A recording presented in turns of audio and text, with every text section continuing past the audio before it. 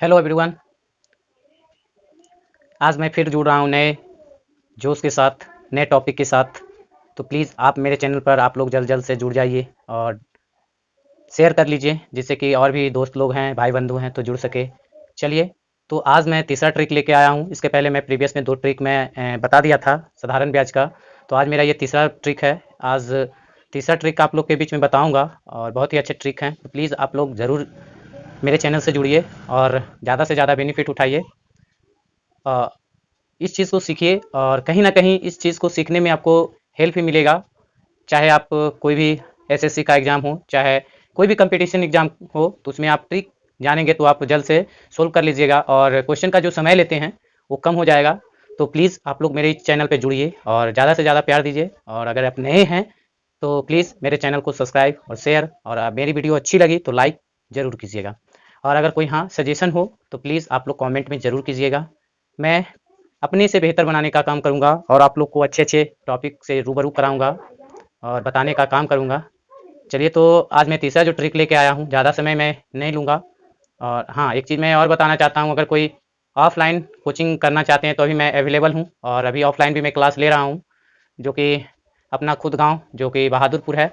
और वहीं मैं अपना कोचिंग भी चला रहा हूँ अभी 1 to 10 class BSEB board and CBSE board, दोनों बोर्ड का मैं ले रहा हूँ। तो अगर कोई भाई बंधु अगर हैं इस गाँव से या कोई चाह रहे हैं कि पढ़ना है ऑफ़लाइन, तो प्लीज़ आप लोग आ सकते हैं और मेरा कॉन्टैक्ट नंबर भी दिया रहेगा डिस्क्रिप्शन बॉक्स में, आप उससे कॉन्टैक्ट कर सकते हैं। चलिए, तो मैं जो आज टॉपिक मेरा है उस टॉपिक पे बात करूँगा और उसको बताने का काम करूँगा। तो प्लीज़ आप लोग जल्द से जुड़ जाइए मेरे चैनल से और आप लोग वीडियो को अंत तक देखिएगा और बीच में नहीं दे छोड़ के चले जाइएगा। तो प्लीज़ आप लोग अंत तक मेरे वीडियो को देखिएगा और ज़्यादा से ज़्यादा हमें लाइक, शेयर और सब्सक्राइब कीजिएगा, जो कि और भी मैं आप लोग के लिए अच्छे-अच्छे टॉपिक लाऊँ और रूबरू कराऊँ। तो प्लीज़ मेरी यही आप लोग से गुजारिश है। चलिए, तो अगर अच्छी लगे तो लाइक ज़रूर कीजिएगा। चलिए, आज जो मेरा टॉपिक है वो साधारण ब्याज का तीसरा लेक्चर है और ट्रिक नंबर 3 है, जो कि इसके पहले मैं 2 ट्रिक में बता दिया था कि किस तरह से कैसा क्वेश्चन रहेगा, तो उसको कैसे हम ट्रिक में हल करेंगे और अगर लॉन्ग प्रोसेस में हमें बनानी रहेगी तो उसको हम कैसे करेंगे, तो उस चीज़ को मैं बताया, समझाया।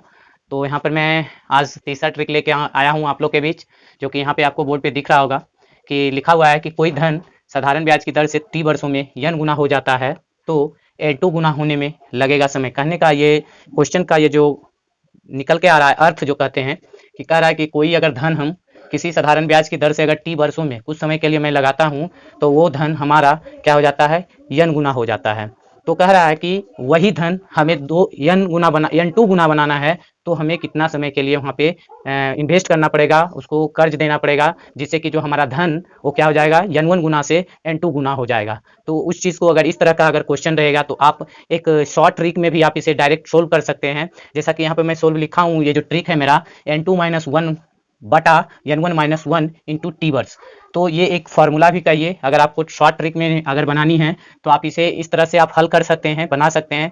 तो इस चीज़ को आप बारीकी से देखिए। अब सबसे पहले मैं बात हर बार यही कहता हूँ कि अगर जो भी चीज़ मैथमेटिक्स का हो या अदर सब्जेक्ट का भी बात हो जाए, तो वहाँ पे सबसे पहले हमें उस चीज़ को बारीकी से पढ़नी है और पढ़कर पहले समझनी है कि वो उससे क्या भाव उत्पन्न हो रहा है, उस चीज़ को क्या करने को कह रहा है। सबसे पहले जागृति ये लानी है कि ठीक है, जितना अभी देखते हैं स्टूडेंट लोग में क्या होता है कि क्वेश्चन अभी पूरा पढ़ा नहीं, डायरेक्ट पहले कर देता है, या तो बनने का रहता कहता है हाँ बन जाएगा, और उसके बाद थोड़ा सा ही देखता है तो अगर नहीं बनेगा, नहीं सर ये मेरे से नहीं बनेगा, ऐसा नहीं करते हैं। वो क्या है कि थोड़ी सी उसमें क्वेश्चन को बारीकी से पढ़नी है। ऐसा नहीं कि एक बार पढ़े तो हमको समझ में ही आ जाएगा, ऐसा नहीं। उसको कम से कम एक बार पढ़े तो नहीं समझ में, दूसरा बार पढ़ेंगे, तीसरा बार पढ़ेंगे, तो अपने आप पहले उस चीज को पढ़ेंगे तो समझेंगे। और पता है कि आंसर जो ढूंढ अगर आंसर खोजने की बात कहा जाए तो वो आंसर खुद ब खुद क्वेश्चन में मिला रहता है, बस उसके कैलकुलेशन करने की तरीका आनी चाहिए और उसको सोचने की क्षमता होनी चाहिए। मैथमेटिक्स एक तो पहले ये चीज डेवलप करती है, उसके बाद माइंड क्या होता है कि उसका ज़्यादा मैथमेटिक्स अगर उसको बार बार आप बनाइएगा तो उस चीज़ को ज़्यादा आप अच्छे तरीके से सोल्व कर पाइएगा। उससे क्या होगा, आपका माइंड फ्रेश होगा, आप उसमें ज़्यादा दिमाग लगा सकते हैं। और ये एक कैलकुलेशन बहुत ही तगड़ा रहता है। अगर जिसका माइंड अच्छे से समझदारी आ जाती है कि हाँ ये क्वेश्चन इस चीज़ को सोल्व करने के लिए बोल रहा है, तो आप उसे और भी कई तरीके से बनाने का काम करेंगे। तो मैं यहाँ पे अभी एक ट्रिक के द्वारा मैं बता रहा हूँ, फिर इसको मैं लॉन्ग प्रोसेस में भी बताऊंगा कि अगर हमें ट्रिक नहीं याद रहा तो हम कैसे इसको और भी दूसरे तरीके से हल करूंगा। तो प्लीज़ आप लोग यहाँ पे जुड़े रहिएगा।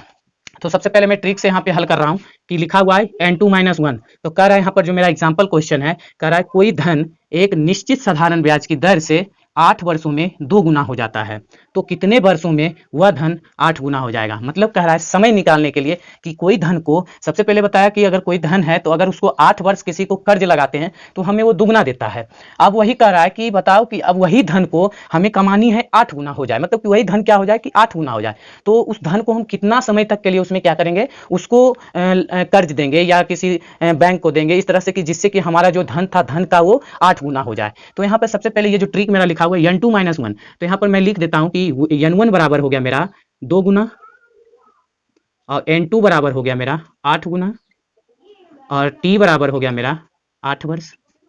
चलिए ये हो गया। अब यहाँ पे बात कर रही है कि n2 - 1, तो n2 मेरा दिया हुआ है, यहाँ पर लिख देते हैं समय निकालने के लिए, समय बराबर, तो ये हो जाता है तुम्हारा कि n2, तो 8 - 1 बटा n1, 2 - 1 गुना 8 वर्ष से दिया हुआ, तो ये मेरा हो गया 7 बटा 1 बराबर 8 बराबर सॉरी मल्टीपल, तो ये जब मैं गुना करूंगा तो ये मेरा 56 वर्ष आ जाएगा। तो बहुत ही शॉर्ट में मैं इसे सोल्व कर लिया हूं, और इस ट्रिक से ऐसे ऐसे अगर क्वेश्चन आपको दिखे तो आप फट सा ये ट्रिक आप यूज़ कीजिए और आंसर पाइए। तो ये हमारे कंपटीशन लेवल के तौर पे अगर ये ट्रिक हमें याद है तो वहाँ पे समय की बचानी पड़ती है, समय को देखते हुए बहुत सारा क्वेश्चन को सोल्व करना पड़ता है, तो उस जगह पे हम ये ट्रिक को हम अपनाएंगे और जल्द से उसका आंसर पाएंगे।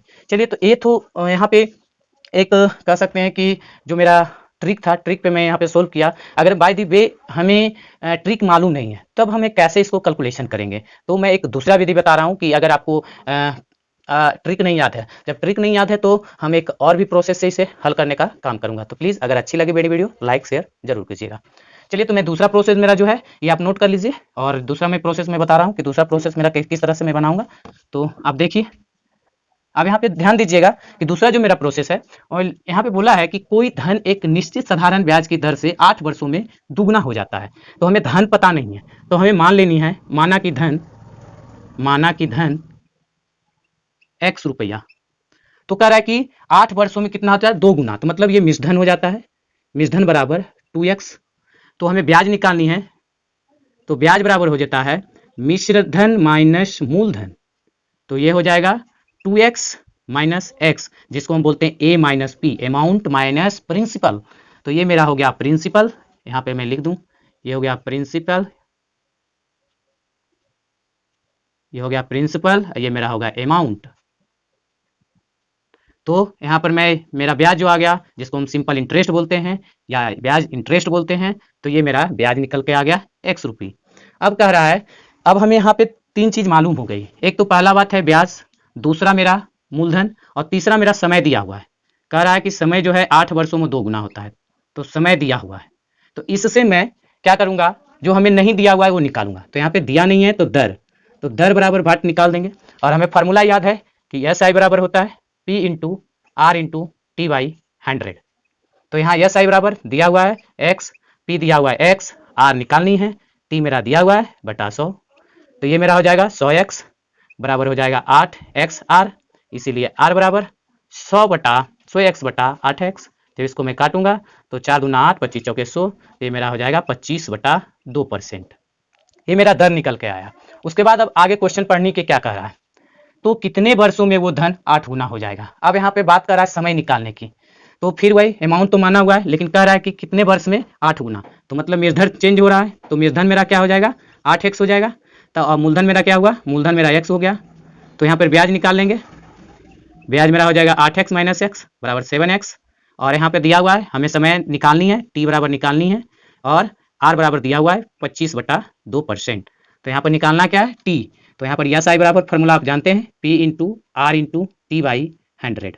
तो यस आई मेरा कितना आ गया, तो 7x बराबर px, r मेरा 25/2 गुना t निकालनी है गुना 100, इसको काटिए तो 4 हो गया। तो ये मेरा क्या निकल के आया 7x बराबर, ये हो गया मेरा xt/8, xt/8, क्रॉस मल्टीप्लिकेशन करेंगे तो 56x बराबर xt, इसीलिए t बराबर 56x बटा x, x कट गया, तो मेरा t बराबर कितना आ गया, तो यहाँ पर लिख सकते हैं t बराबर 56 वर्ष। तो इससे मैं यहाँ पे हल करके निकाल सकता हूँ। ये जो मेरा दूसरा प्रोसेस था, तो यहाँ पे इस तरह से जो कि मेरा t निकल के आया, तो यहाँ पर मैं थोड़ा सा ऊपर में लिख दूँ, यहाँ पर जो कि t मेरा निकल के आ गया t बराबर 6 वर्ष क्या होगा, अगर 56 वर्ष उस धन को रखते हैं तो वो मेरा क्या हो जाएगा, तो वो मेरा धन 8 गुना हो जाएगा। तो ये मेरा था तीसरा ट्रिक। अब मैं चौथा ट्रिक लेके आ रहा हूँ कि चौथा ट्रिक कैसे मैं सोल्व करूंगा। तो प्लीज़ आप लोग इसे अच्छे से नोट कर लीजिएगा और इस पर कई सारे ऐसे ऐसे क्वेश्चन को आप प्रैक्टिस कीजिएगा, जिससे कि आप इसे याद हो जाए और आप तुरंत में इसको आंसर पा सकते हैं अगर कहीं भी कंपटीशन एग्जाम दे रहे हैं। और खासकर अभी तो जो रेलवे ग्रुप डी का देने वाले हैं, तो प्लीज़ आप लोग जरूर जुड़िएगा, जो कि 17 अगस्त से अनाउंसमेंट हुई है। तो आप लोग जरूर जुड़िए और इसका बेनिफिट उठाइए और ज़्यादा से ज़्यादा आप लोग सक्सेसफुल होइए और आगे बढ़िए और हमें भी आगे बढ़ाने का काम कीजिए। चलिए, तो मेरा चौथा जो ट्रिक है वो आप देखिए कि किस तरह से है। तो मेरा जो दूसरा ट्रिक है वो ये है कि कोई धन 8% ब्याज की दर से कुछ समय में n1 हो जाता है, तो उतना ही धन में n2 गुना होने के लिए साधारण ब्याज की दर निकालनी है। कहने का हुआ कि इसके पहले मैं देखा कि हमें टी समय में कर रहा था कि वो क्या होता है, वो n1 गुना हो जाता है और तब हमें वही धन अगर n2 गुना करना है तो कितने वर्षों तक हम उस चीज़ को लगाएंगे। अब यहाँ पे क्या हुआ, इस बात को उल्टा हो गया। अब यहाँ पे बोला कि वही धन क्या, कि वही धन, जो धन है, कोई एक धन है जो कि 8% की ब्याज की दर से वो लगाता है कुछ समय के लिए और उसको वो हो जाता है n1 गुना। अब वही कह रहा है कि अगर वही धन को हमें 6 गुना करनी है तो वो कितने % ब्याज की दर से हम उस धन को देंगे जो कि उतना ही समय में हमें क्या हो, वो हमें 6 गुना हो जाए। जैसे कि यहाँ पे मैं, और ये इसके बनाने का जो है ट्रिक है जस्ट सेम, इसके पहले मैं टी गुना कर रहा था लेकिन यहाँ पे मैं आर गुना करूंगा, जैसा n2 - 1 बटा n1 - 1 इंटू r%। जैसा कि मैं यहाँ पे एग्जांपल भी मैं लिखा हूँ कि कोई धन 5 वर्षों में 5% वार्षिक ब्याज की दर से दुगुना हो जाता है, तो किस दर से 6 गुना हो जाएगा। कहने का ये जो क्वेश्चन कह रही है कि अगर कोई धन को हम अगर कर्ज दे रहे हैं तो वो 5 वर्षों में और 5% वार्षिक ब्याज की दर से अगर देते हैं तो वो धन हमें 2 गुना मिलता है। तो कह रहा है कि अब हम वही उतना ही समय के लिए लगाएंगे, 5 वर्ष के लिए ही, लेकिन हमें धन चाहिए 6 गुना, तो उसको कितना दर पे हम लगाएंगे कि जो हमें 6 गुना मिलेगा। तो यहाँ पर दर बराबर अगर निकालनी रहेगी तो यहाँ पर मैं थोड़ा सा लिख देता हूँ कि डायरेक्ट मैं लिख दिया हूँ। तो यहाँ पे n1 बराबर लिख दे रहा हूँ 2 गुना और n2 बराबर मेरा हो गया 6 गुना और r बराबर यहाँ पे दिया हुआ है 5%। तो ये गुना, तो यहाँ पर मैं इस फार्मूला का यूज किया हूँ कि n2 - 1 बटा n1 - 1 इंटू r%। तो r% यहाँ पर मैं दे दिया हूँ। तो इससे मेरा क्या हुआ कि वो धन को अगर हम 25% के हिसाब से अगर कर्ज देते हैं उतना ही समय के लिए, तब वो धन हमें कितना वापिस होगा, तो 6 गुना होगा। तो ये तो एक ट्रिक के साथ था, ट्रिक से ही रहने देते हैं। और ट्रिक मेरा फर्स्ट जो फोर्थ का मैं बताया, 3 और 4, तो मैं ट्रिक से भी जाने, फिर हम अगले नेक्स्ट जो मेरी वीडियो आएगी वो मेरा रहेगा एक इसका जो दूसरा विधि है वो मैं बताऊंगा और मैं दूसरा जो प्रोसेस लेके आऊंगा उसको आप देखिएगा। तो प्लीज़ आप लोग मेरे चैनल पर जुड़े रहिएगा। आई होप आप लोग अच्छे तरीके से मेरे ये लेक्चर वीडियो को समझे होंगे, बनाए होंगे। तो प्लीज़ आप लोग मेरे चैनल पर जुड़े रहिएगा और ज़्यादा से ज़्यादा हमें आगे बढ़ाने का काम कीजिएगा। फिर मैं मिलूंगा अगले वीडियो के साथ अच्छे टॉपिक के साथ। तब तक मेरे चैनल को आप लोग आगे बढ़ाते रहिएगा, फिर मैं मिलूंगा। चलिए, थैंक यू।